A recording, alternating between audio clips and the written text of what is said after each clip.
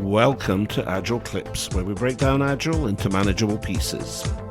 In today's episode, we discuss a variety of topics, including prioritizing initiatives, keeping everyone aligned with priorities, Agile planning, and execution.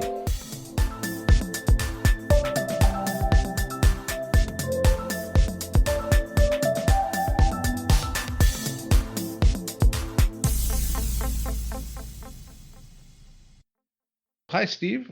Hey, Santosh.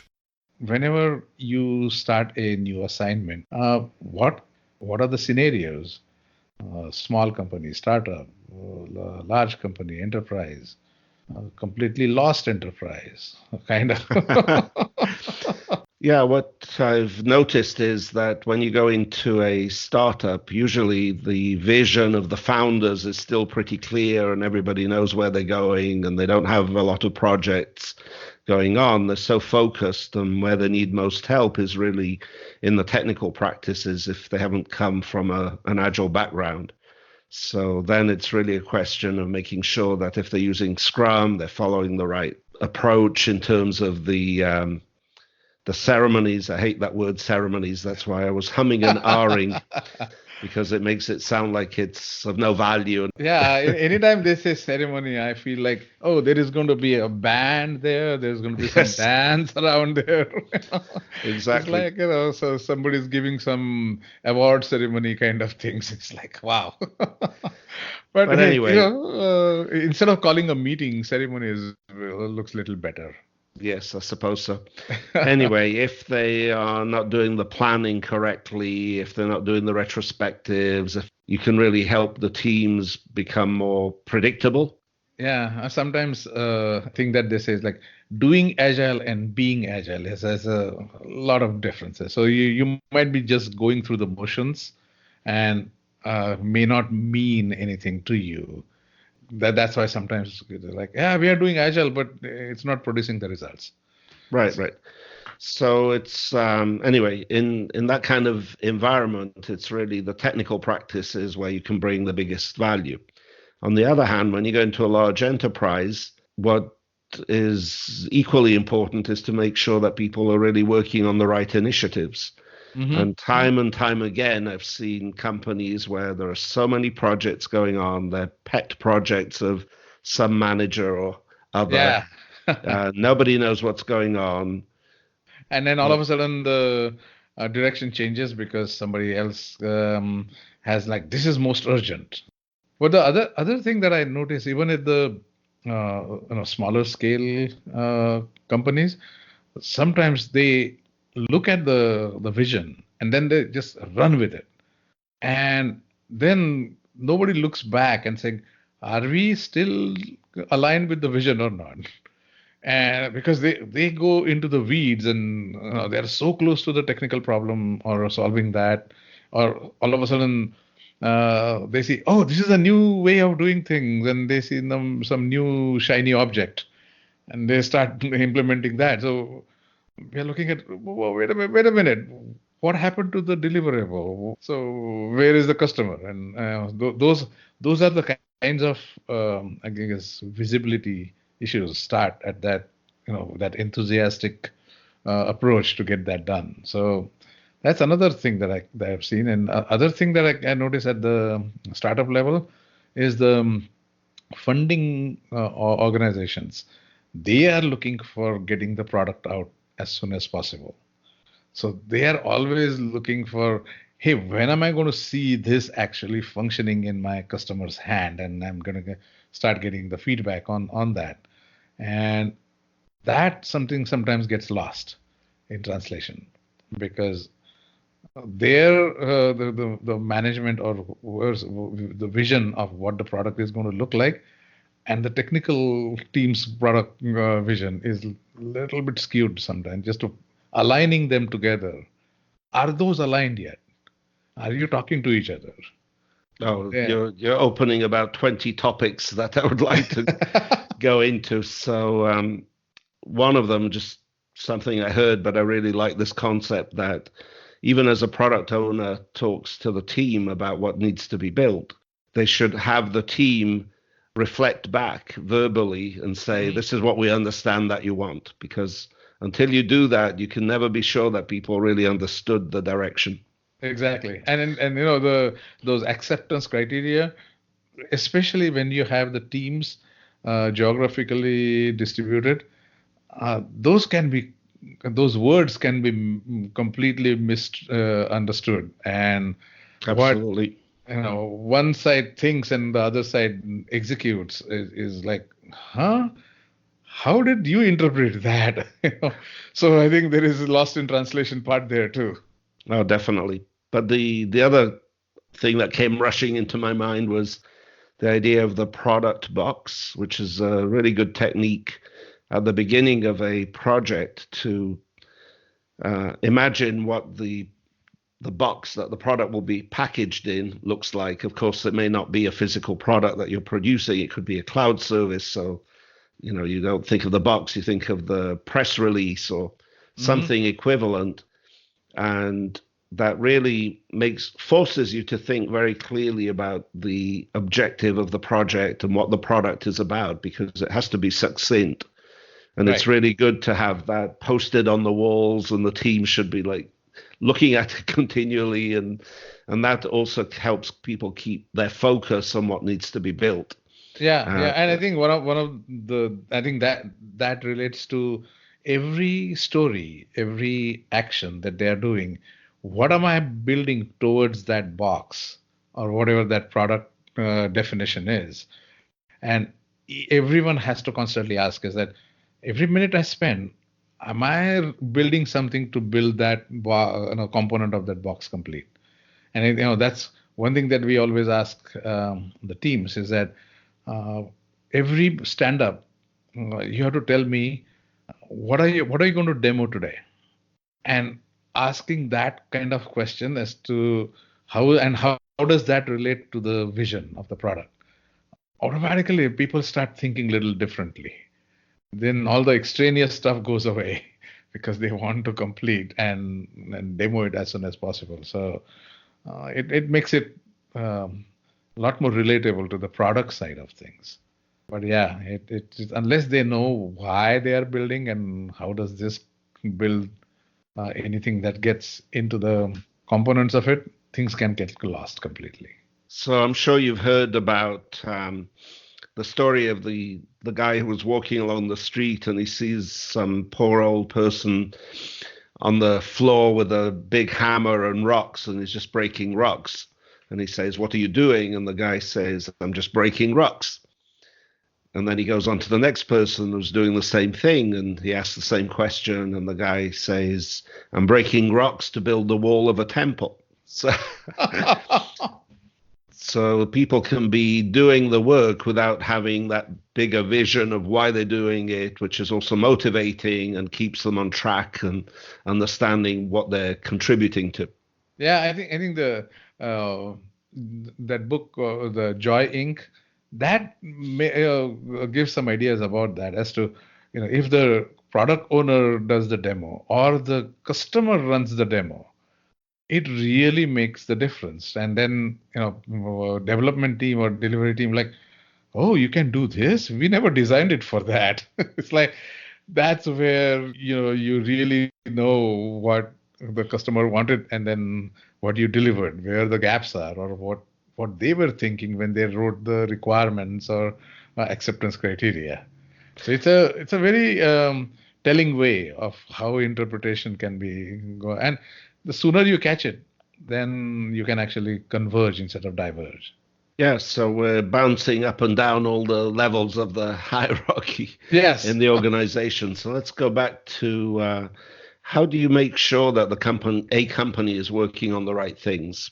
How do you manage the portfolio? Do you have any Well, thoughts? one of the things that I asked them to do was, you know, when you look at the portfolio or total vision, then it gets broken down to say maybe a roadmap, and the roadmap becomes little different smaller components, say maybe features, and how you're aligning those features. First thing first, they need to look at, can we what is doable. So if there is a value from the business side of things, So, for example, cost of delay concept, right? They have business value, the risk reduction, opportunity enablement, and time criticality. Those kind of factors for each of these components that can give you a cost of delay.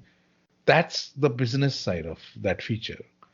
Then the engineering has to look at it, saying that, oh, for this, it's going to be large, small, extra large, extra large, or I have no idea how long it's going to take. But that feedback also has to be come together so that all of them can actually see, like what we have the weighted shortage of first concept. So we can put that cost of delay divided by the size of the job gives you a ratio number, and then you can compare highest ratio number will give you maximum bang for your buck. So then you can size that and say, okay, we can do top three because that's our capacity. Now you're actually getting into the buy-in from the delivery team as well as it's coming from the business team saying, yeah, we are getting the value and yeah, we can do this already. So it's a collaborative way of pulling everybody together. And then they will realize a lot of things that they were running into that they should not have been working on that anyway, right from the beginning. So it's those that the portfolio really needs to be structured down to a point where it is bite size and you can actually process through. Otherwise, it becomes watermelon being pushed through the garden hose. Nothing comes out of the other end. So yet again, I have lots of thoughts going through my my head, but you correctly described the cost of delay, and it's important to realize that it's not just a monetary cost. I mean, there is opportunity cost. There are a lot of things, right? But that also means that these things are not quantifiable in a way that is absolutely correct. There's a lot of judgment that goes into figuring out what the cost is. Correct. So by implication, if a few things, when you take the magic ratio and you have a few different things that are similar, then you still need to make a decision about what makes the most sense. You can't say, oh, this is a 3.3 versus a 3.2, so I should do this one first. Right. Well, I think that also helps to, as we do with any sizing the stories and stuff like that, it's a relative size to each other. So even with this, while doing the cost of delay, you can use the features and say business value. This could be 1, could be 3, could be 5 against each other. That comparing is a lot more easier than absolute value. So you might not know whether it's a $3 million value or 5 million but you could compare them against each other, and that's the idea. And I think people are a lot more comfortable comparing instead of putting the absolute value around that. So I think that's when the thinking becomes a lot more cleaner, and that's how we can create that whole scale around that. Now we use Fibonacci or whatever the numbering scale you like. I was just going to say, when I train people, I have a slide and it shows a few buildings in a city, and I ask, how tall is this building? And people say, I don't know, it's 600 feet or 400 feet. I have no idea. And then I show, as the slide builds, that I'm really asking for the relative size, and that they can always figure out. They always know this one is bigger than that one. Correct. So as you say, absolute sizing is very difficult, but relative sizing is relatively easy. Yeah, and all you're doing is comparing those three values against each other and see which one to do first. So it's actually you're trying to get a relative importance of each other. And interesting thing is, as the time goes on, you find out more things about it. So the business value that was thought about was $5 million is only 500,000. Now all of a sudden the different cycle starts. But that's how you manage the portfolio and make sure that you have a way of going forward. And what we call, I think, remember we talked about the hippo, the highest paid person's opinion, that goes out the door. Because otherwise this becomes a little bit more objective way of looking at things. Definitely. And the other thing you mentioned a few minutes ago is the capacity of the team.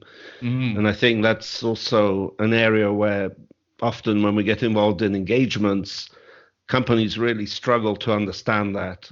And it's only through using agile techniques, usually like story pointing, or if it's Kanban, the number of items that can be dealt with over a period of time, right. we get much better at understanding the capacity of the team. And then that allows everything else to work. Because if you don't know how much the team can take on, then you'll just keep piling on more work.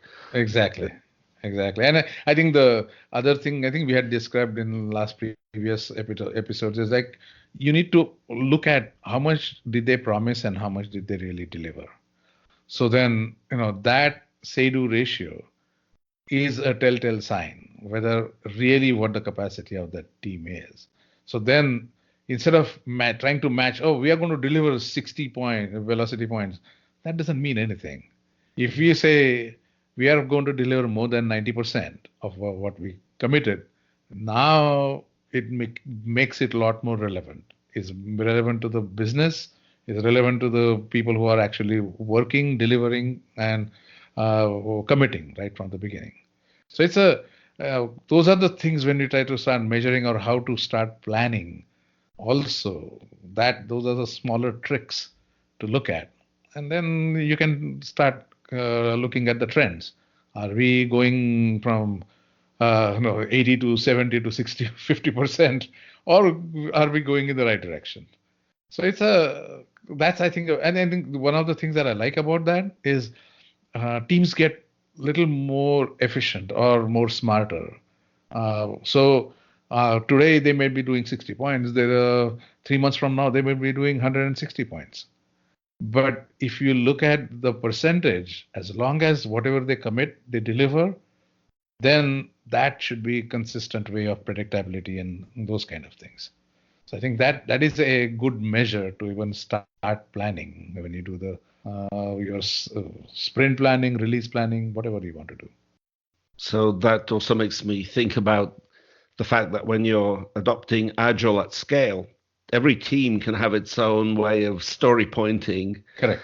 And so, at least the way I think of it, what's important is that the team should be predictable, Correct. that they should commit to a milestone that has whatever reasonable amount of buffering they feel is needed. Right.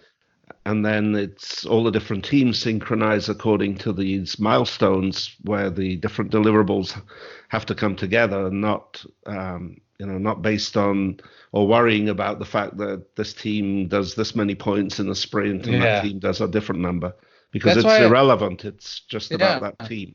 And that's why I like the program increment planning aspect of SAFe. I don't, blindly follow SAFe, but some of those components are really nice in the sense looking at the, say, one quarter and there are 6 teams and you plan all the 6 sprints in there and they will show which team has to do what first because of the cross functional dependencies, Right. and then it becomes a lot more visible to everyone as to why things take that long or where are the bottlenecks going to be. I mean, a lot more things can be handled much more easily through that, or at least upfront. You can also do the pivot and scale kind of. Well, let's try this out first, make sure that works, and then you can take this out. So having that visibility across all the teams and to the product as well as the delivery team, that aspect I definitely like. So you need to have that, like a window of things moving as people start or the team start delivering things. Yes. So just in case anyone doesn't know, SAFe is the scaled agile framework. And I definitely agree that the style of planning is one of the crown jewels of that whole framework. Exactly, exactly. One of the things that I like about that also is that you build on cadence and release on demand.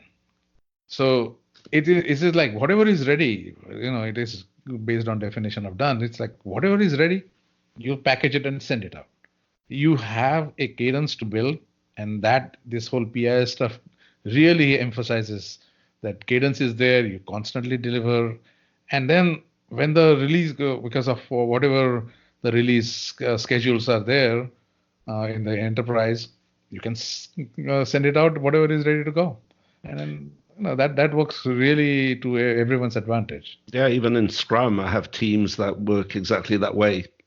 So we have 2 week sprints, but if something is ready to go in production in the middle of a sprint, it goes in production. Why Exactly. not? Exactly. Yeah, because it is supposed to be production ready. You may not want to, but it is ready. So I think the definition of ready, definition of done are quite important from that point of view. Oh, So yes. as you were saying earlier, yeah, when you go in there, these are the small things that you have to first iron out. Once they are in place, then you can be getting more advanced and creative and those kind of things. But that's every, I guess, agile coach's responsibility to analyze and evaluate where things are and are they really truly agile or they feel like agile. I think we should bring this one to an end. I hope our listeners don't think that we were just rambling and rambling. Okay. All right. Thanks, Cool. everyone. Take Thank care. you. See you Okay. next time. Okay. Bye bye.